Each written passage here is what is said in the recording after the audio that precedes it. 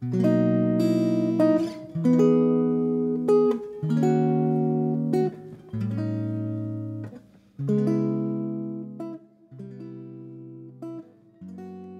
순교자록은 파리예방정교회 소속 아드리앙 로네 신부와 폴 대통부 신부가 쓴 한국 79위 순교 복자전과 병인년 순교자를 엮은 것으로 조선 순교자의 숭고한 삶을 담은 책입니다. 죽음에 이르는 고통과 박해 속에서도 하느님을 향한 믿음의 흔들림이 없었던 순교 성인들의 행적은 오늘날 우리가 누리는 신앙의 자유에 담긴 피와 땀의 무게를 실감할 수 있게 하며 참된 신앙인의 모범을 보여줍니다. 1. 기해박해 순교자 제1장 박해의 시조 이베드로 1838년 11월 25일 옥사 전교 신부들이 조선에 와 있다는 사실을 숨긴다는 것은 불가능한 일이었다. 처음에는 성사를 받으러 오는 교우들만 이 비밀을 알고 있었다. 배교자나 입이 해픈 교우를 경계해서 이런 방침을 취한 것이다. 그러나 차차 모든 교우는 물론 몇몇 외교인도 이 일을 알게 되어 9천여리나 떨어진 외국에서 온 사람이 나라 안에 있다고 수군거리기 시작했다. 하루는 두 농부가 이 문제를 가지고 이야기했다. 그중 한 사람이 외국인이 조선에 들어오기는 도저히 불가능한 일이라고 주장하자 다른 사람이 말했다. 천주교 안에는 우리가 알지 못하는 비밀이 있어서 예수가 제자들을 보내면 이들은 언제나 목적을 달하는 방법을 발견한다네. 제일 섭정이 다소 억제했음에도 불구하고 천주교를 미워하는 사람들은 마침내 교우들을 체포하기 시작했다. 내가 본서에서 이야기하고자 하는 것은 다만 최근에 로마 교황청으로부터 시복된 신앙 증거자와 순교자들에 대한 것뿐임을 미리 일러두는 바이다. 이들 중에서 맨 처음으로 붙잡힌 이가 이호영 베드로였다. 그는 이천에 사는 신입교우 가정에서 태어나 아버지를 여인 후 고향을 떠나 어머니와 손 윈누이 아가타와 함께 서울로 이사해 한강 북쪽에 있는 문막이라는 동네에 살았다. 위에서 말한 중국인 유방제 신부가 조선에 와서 처음으로 일을 할 때 그의 고지식함을 보고 여러 가지 어려운 일을 부탁했는데 그는 나이가 어림에도 불구하고 모든 일을 무사히 감당해 나갔다. 그는 30살쯤 되어 외교인 처녀를 입교시켜 결혼했다. 이호영은 얼마 후에 이러한 꿈을 꾸었다. 즉, 어떤 친구가 그에게 과거 보는 곳으로 가라고 해서 가보니 황홀한 음악이 들려왔다. 급제한 건 자넬세. 친구가 말했다. 아니, 어째서 그렇단 말인가? 이호영이 놀라 물었다. 왕의 총신이 자네를 잘 아는 까닭이지. 친구가 대답했다. 이호영은 잠에서 깨어나 꿈을 곰곰이 생각하다가 문득 충동을 받아 내가 아마 치명하려나 보다 라고 생각했다. 그의 예감은 어그러지지 않았다. 몇 달이 지난 후, 즉 1835년 2월 어느 날 저녁 때 집으로 돌아오니 포졸 한 떼가 문 앞에 지키고 있다가 그를 체포했다. 어째서 나를 잡는 거요? 그가 물었다. 네 죄를 내가 몰라?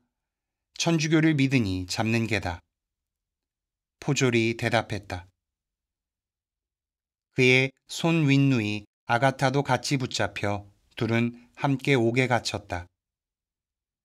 전교 신부들의 서술에 의하면 조선의 감옥은 겉은 높은 담으로 둘러싸여 있고 그 담에 붙여서 죄수를 가두는 움막은 널빤지로 지은 것이었다. 복판에 남은 자리가 마당이 되고 움막에는 빛이 겨우 새어 들어갈 만한 작은 문 이외에는 뚫린 데라고는 도무지 없고 겨울에는 몹시 춥고 여름에는 무척이나 더웠다. 땅바닥에는 거칠고 다 떨어진 자리가 깔려 있을 뿐이었다. 교우들은 도둑 모양으로 하루에 아침과 저녁 2끼씩 반찬 없는 쌀밥이나 조밥을 한 공기 받아먹을 따름이었다. 이렇게 몇 주일이 지나면 아무리 건강하던 사람이라도 가죽과 뼈밖에 남지 않았다. 1878년에 서울 옥에 갇힌 일이 있었던 리델 주교가 저들의 이런 불행한 모습을 아래와 같이 서술했다. 하루는 기아에 희생된 사람들을 보았다. 아, 이 얼마나 참혹한 광경이냐. 나는 놀라서 뒤로 물러섰다. 그것은 사람이 아니라 고통과 주림과 옴과 나창으로 얼굴 모습이 완전히 변해버린 송장이 걸어다니는 것 같았다. 옥의 규칙은 이러했다. 아침에 날이 새면 옥졸이 감옥으로 와서 문을 열어라 하고 소리친다. 도둑을 제외한 다른 사람들은 마당으로 나가고 싶으면 나갈 수 있다. 저녁에는 해가 진 뒤 조금 후에 죄수들을 점검하고 옥졸들이 모여서 지킬 사람 몇 명을 남겨두고 문을 닫은 후 철사에 매달린 빗장을 찔러둔다. 이때부터는 아무리 급한 일이 있고 병자가 생기더라도 도무지 나올 수 없었으니 옥에 불이라도 나게 되면 죄수들은 모두 꼼짝없이 타 죽게 되어 있다.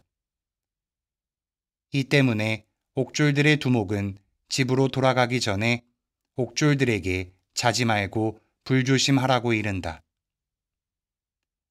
문을 잠그고 나서 옥사쟁이들이 도둑들에게 노래를 시키면 이들은 밤이 이슥하도록 고함치며 소리를 지른다. 다블리 주교는 1839년 대박해에 대해서 이야기할 때 이런 말을 썼다. 우리 교우들은 이런 옥중에 어찌나 빽빽이 갇혀 있었던지 잘 때는 다리도 뻗지 못할 지경이었다.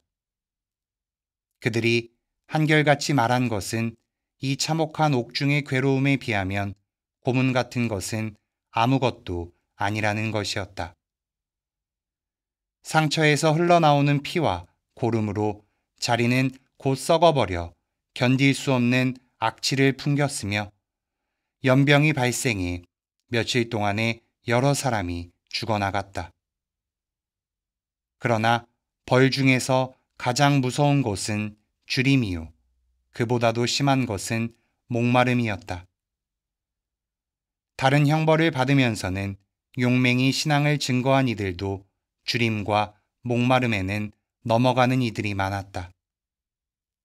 하루에 2번씩 주먹만한 조밥 한 공기밖에는 얻어먹지 못하기 때문에 얼마 후에는 자기들이 누워 자는 더러운 볏짚 자리를 뜯어먹고 심지어는 옥 안을 기어다니는 이를 잡아먹기까지 했다.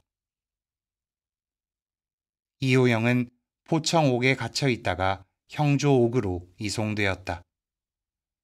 이 재판소는 매우 중요한 기관으로 2개의 법원으로 구성되어 있었다.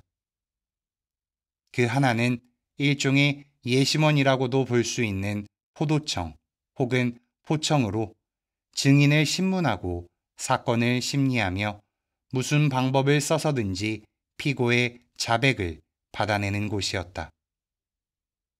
또 하나는 형조로 재판관들이 있어 포청의 결정에 대해 선고를 내리는 곳이었다.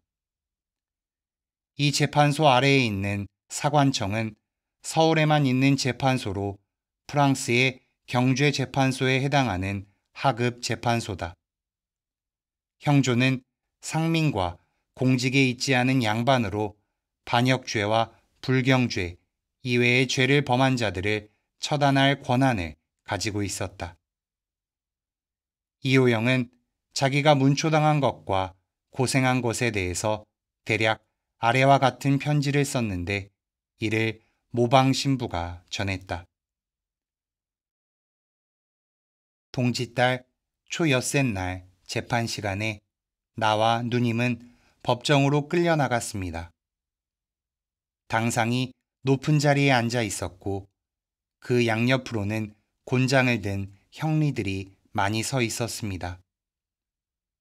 재판관은 내 이름을 묻고 나서 문초를 시작했습니다. 사교는 부모의 은덕을 배반하는 것이요. 또 정부에서 언금하고 있거늘 어찌하여 그것을 신봉하느냐.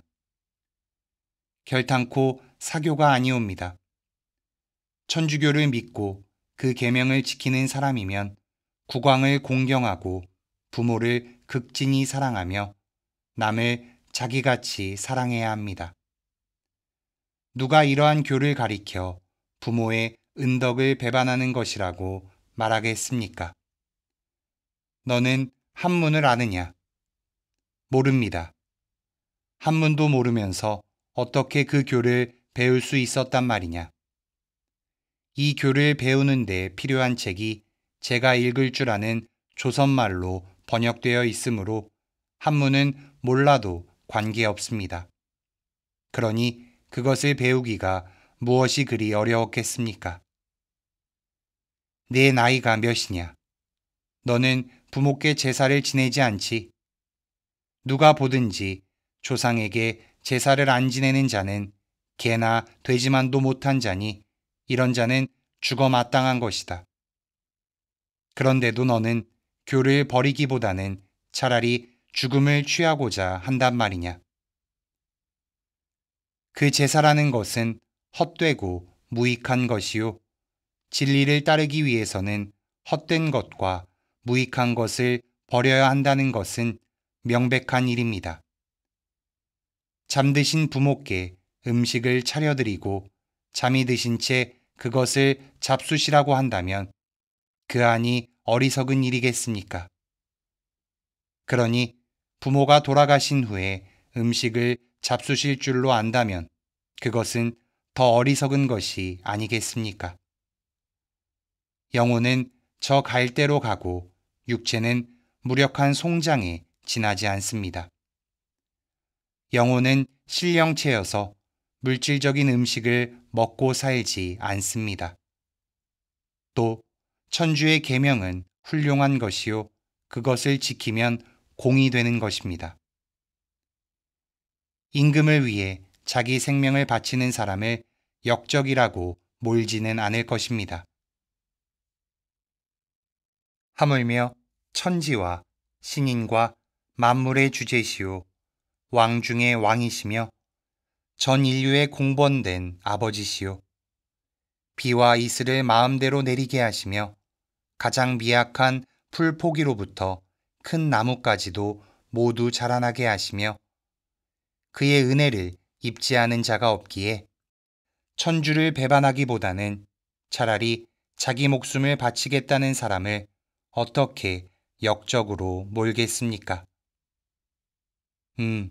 내 말이 옳기는 하다. 그러나 정부에서는 이 교를 금하고 거역하는 자는 사형에 처하고 있다. 그리고 어찌하여 조상에게 제사를 지내는 것이 헛되고 쓸데없단 말이냐. 천주의 그림 앞에서 무릎을 꿇는 것도 역시 헛되고 무익한 것이 아니냐. 그런데 네 부모의 초상에는 왜 절을 아니하느냐. 천주는 전능하시고 무한히 착하시며 모든 것을 다 아십니다. 제가 천주를 흠숭하는 이유가 여기에 있습니다. 천주교에서는 죽은 이들을 위해 기도를 드립니다. 죽은 이들을 위해 드리는 특별한 기도문이 있습니다. 너는 혼자 짓거리고 있으니 누가 내 말을 옳다고 하겠느냐? 누구에게서 교를 배웠느냐? 우리 집에 책이 있어 그것으로 배웠습니다. 누가 내 선생이었는지 말 못하겠느냐? 서소문 밖에 살던 이가였습니다. 그는 아직 살아있느냐? 아니올시다. 전라도 전주에서 순교했습니다. 어찌하여 마음을 안이 돌리느냐? 거룩한 결심을 어찌 나쁜 결심과 바꿀 수 있겠습니까? 그때 내 책이 들어있는 작은 보찜을 묶어서 재판관 앞에 가져왔습니다. 나 다음에 누님도 문초를 당했는데 나와 같이 진리를 증거했습니다. 이에 재판관은 우리를 몹시 매질을 하라고 해서 형리들이 그 명령을 시행하는 동안 소리를 질렀습니다. 마음을 돌리겠느냐? 언제까지나 내 뜻을 버리지 않겠느냐? 내가 아프지 않느냐? 아프지 않을 리가 있겠습니까? 그러면 마음을 돌려라. 그럴 수 없습니다. 저는 처음으로 천주교 서적을 읽었을 때의 마음을 돌렸으니 이제는 다시 돌리지 않겠습니다. 어찌하여 다시는 마음을 돌리기 싫단 말이냐? 아무것도 모르는 가운데에서 진리를 발견했으니 그것을 버릴 수는 없는 것입니다. 형리들은 끊임없이 매질을 하고 우리는 쉬지 않고 예수 마리아의 이름을 부르니 재판관이 말했습니다. 그러면 너희는 죽기로 작정했단 말이냐? 그것은 저희들의 가장 큰 소원이올시다. 어리석은 것들 같으니 너희는 아마 이내 죽었으면 할 게다. 그렇지만 그 전에 매를 한없이 수없이 맞아야 한다. 이윽고 형리들이 매질을 멈추었습니다. 그러는 중에 누님은 기운이 핍진하고 무서운 칼 밑에 몸이 움츠러들어서도 항상 순교하기를 간절히 원하고 천주께 순교할 은혜를 주실 것과 도우심을 구해 마지 않았습니다. 내가 지금 쓴 것은 많은 사람이 보고 들은 것입니다. 이야기를 더 길게 쓸 수가 없습니다. 내 영혼에 가득한 생각을 자세히 기록할 수는 없습니다. 내 다리는 온통 터져서 한 개의 상처에 지나지 않습니다.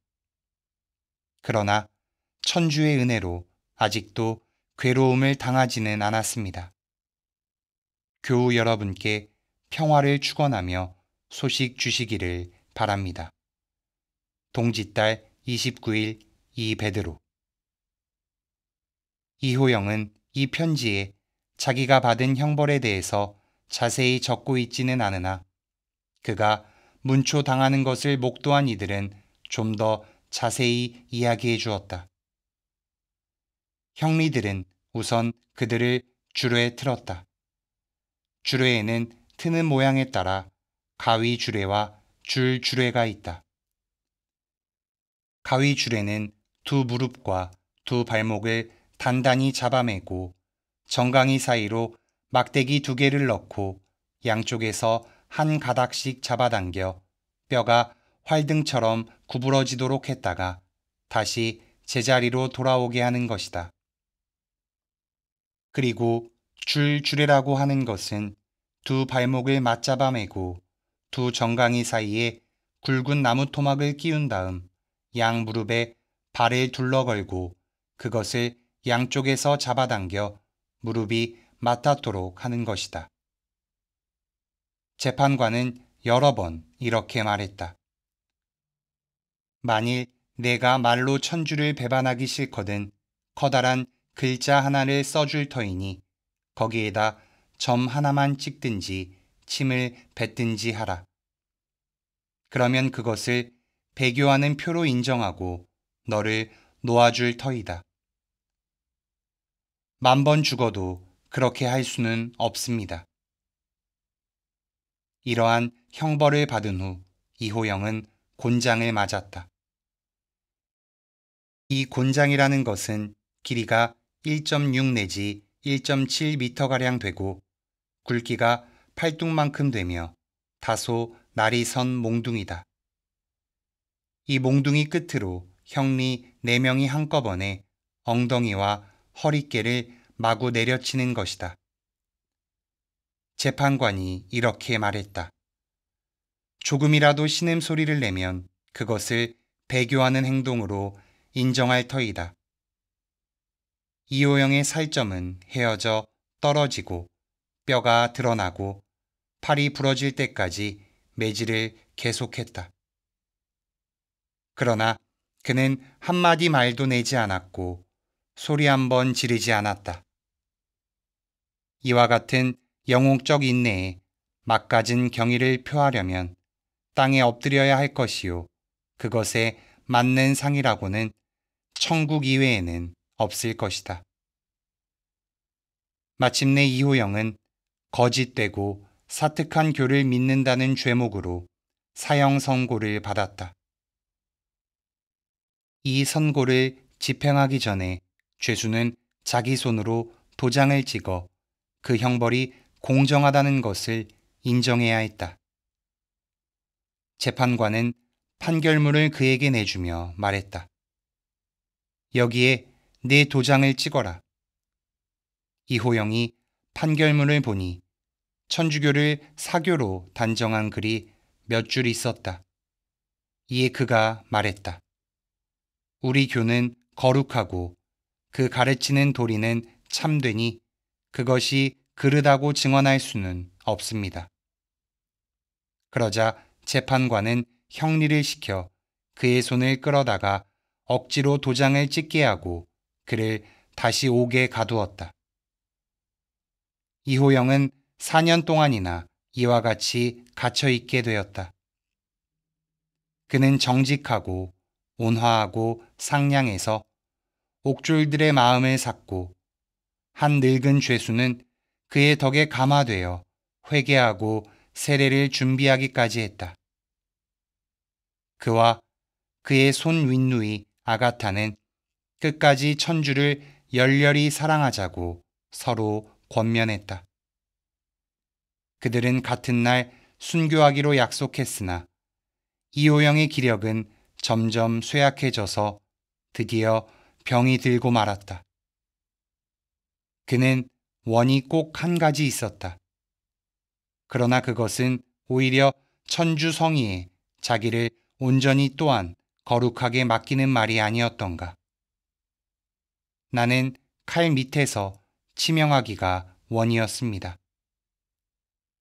그러나 천주의 명이 아니면 아무것도 이루어지지 않는 것입니다. 그는 이와 같이 말하고 1838년 11월 25일에 세상을 떠났다. 그때 그의 나이는 36살이었다. 이번 박해의 첫 희생은 이러했다.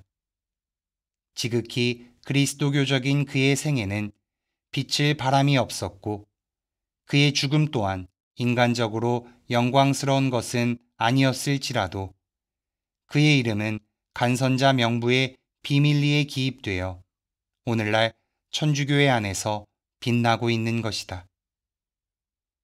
그가 죽은 지 몇 분이 지난 후에 옥졸이 시체를 치우러 와서 그의 양손과 양발을 들어 죄수의 시체를 두는 침침한 방에 밀어넣었고 다음날 밤에는 하급 옥졸들이 굵은 자리에 둘둘 말아서 성 밖으로 내던져 버렸다.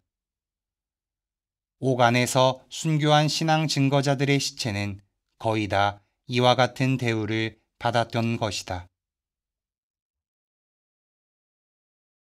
제2장 묘의 박해령 1839년에 들어서면서 정권은 천주교도들을 불구대천지 원수로 알던 대신들의 손아귀에 완전히 들어가 버리고 말았다. 대관들의 악감정, 하급 관리와 포교들의 탐욕, 이런 때에 따라 일어나는 모든 사욕이 일제히 폭발하여 천주교와 그 신도를 엄습했다. 교우 중에는 무식한 사람도 있었고 미련한 사람도 있었으며 심지어 검거를 지휘하고 자기 형제와 목자를 팔아먹는 유다까지도 생겨나게 되었다. 이리하여 수많은 교우가 체포되었으며 조선 정부에서는 새 종교가 국가에 위해를 끼친다 하여 천주교와 그 신도들에 대해 엄혹한 조처를 취하기로 결의했다. 이에 4월 18일 묘당 회의를 열고 이 문제를 심의했는데 그 석상에서 좌포장 남헌교는 사도가 매우 왕성한 것처럼 고발했고 영의정 이지연은 그의 말을 적극적으로 지지했다. 이 무리는 모두 죽기에 이르도록 미혹해 잘못을 깨닫고 회개하는 자 지극히 적사옵니다. 이런 무리는 아비도 모르고 임금도 모르니 오랑캐나 금수와도 비교하지 못하겠나이다. 삶을 사랑하고 죽음을 무서워함이 사람의 공번된 정이거늘 이들은 그렇지 아니하여 칼과 질곡을 대하기를 놀이터에 나아가듯 하며 어리석은 사내와 어리석은 지어미가 미친 바람에 쏠리듯 하옵니다. 이미 드러난 것으로 비추어 보건대 이 흉한 때와 추한 무리가 교묘히 숨어서 모여 그 부류의 수를 헤아릴 수 없을 지경이옵니다. 다음에 천주교도를 처단할 형벌을 말하면서 가장 엄혹한 처벌을 주창했다. 오늘날 사태는 지극히 위급하여 탐색과 문초와 처벌에 활동을 배가해야 할 것이오며 필요에 따라서는 삶을 보장하기 위하여 죽음으로 처단할 것이오며 우선 이런 뜻으로 좌우 포장에게 지령을 내려 탐색을 더욱더 많이 하여 하나도 빠져나가는 자 없게 할지며 형조판서가 아직 소임을 맡지 못하였으니 의정부에 영을 내려 그를 불러 쉬는 날까지라도 매일같이 법정을 열어 샅샅이 사익토록 이를 것이요 만일 끝까지 사도를 고집하는 자가 있으면 지체 없이 처단해 버리도록 할 것이며 이와 같은 말로 각 도와 각 성에 지령을 보내어 탐색과 체포를 권함없이 행하게 할 것이며 서울 밖에는 신유토사 때 쓰던 본을 따 오가작통하여 이후로는 이 무리들이 자취를 감추지 못하도록 하게 하사이다. 묘의를 주재하던 김 대비는 개인적으로는 천주교도들에 대하여 악감정을 가진 적이 없었으나 유세한 당파에 좌우되어 엄한 말을 하지 않으면 안 될 것으로 생각해 다음과 같이 말했다. 그렇게 하도록 하오. 나도 사교가 널리 퍼졌다는 말을 듣고 마음속에 은근히 걱정하며 그것을 완전히 깨쳐버릴 방도를 경에게 물으려던 차이오. 이제 경의 보고를 듣고 나니 일이 내가 저어했던 것보다도 더 위급한 것을 알게 되었소. 그런즉 그들을 널리 찾아내어 철저히 벌하고 한 사람에 이르기까지 없애버리지 아니하면 우리나라가 위태로울 뿐 아니라 온 인류가 멸망할 위험이 있을 것이오. 좌우 포장과 형조의 재상들은 조정에 출두하여 직접 지령을 받고 어떻게 행동해야 할지 지시를 받도록 할 것이오. 영의정은 그들에게 지엄한 명령을 내리도록 하오. 사성과 외도에서는 유수와 재판관들이 세밀히 살펴 모든 것을 적발하고 이 흉한 무리를 철저히 소탕할 것이오. 만약 사술에 쓰이는 괴상한 물건을 발견하거든 그것이 어디로부터 온 것인지 세밀히 조사하고 가지고 있는 자를 체포할 것이며 비록 그들이 사슬에 물들지 아니하였더라도 엄벌에 처하게 하오. 그 이튿날인 4월 19일 이 말은 법령으로 발포되어 이미 시작되었던 박해는 한층 더 혹독해졌다.